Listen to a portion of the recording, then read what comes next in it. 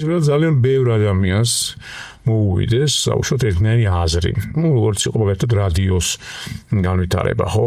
რადიოტექნიკის მარკოლი და პოპოვი, როგორც იყო ატომურ ტექნიკაში, როცა ორი სხვა ადამიანი იღებს რაღაც მსგავს ინფორმაციას და ასე შემდეგ. შემდეგ მათ შორის ახლაც, როცა კაცობრიობა არის ტექნიკური რაღაც პროგრესისტი ნახტომის პერიოდშია ეხლა ეს ტექნიკური პროგრესი არის უკვე საერთოდ ყველანაირი პრინციპის შეცვლა, ახალი პრინციპების შემოსვლა, ელექტრონული რევოლუცია, ხელოვნური ინტელექტი და ასე შემდეგ.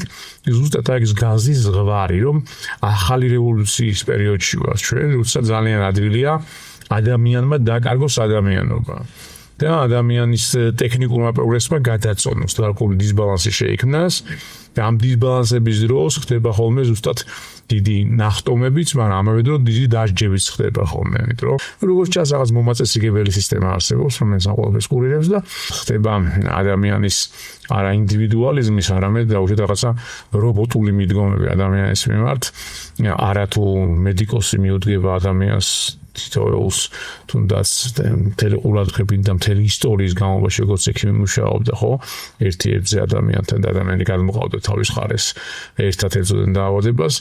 აქ უკვე ადამიანის და ექიმის ჩაასწრება მოხდა გაიდლაინებით და პრაქტიკულად შაბლონური მიდგომები და რომელიც პრაქტიკულად აკეთებს იმას, რომ მოდი რა, ეს ყველას ერთნაირად მიუდექი.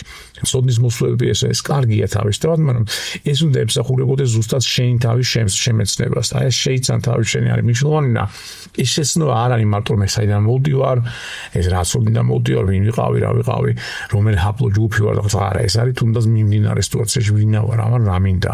შინაგანად როგორ ურთიერთობ სოციუმთან, ჩემ თავთან და აქედან გამომდინარე თუნდაც ინტუიციურად საკუთარი თავის მოსმენა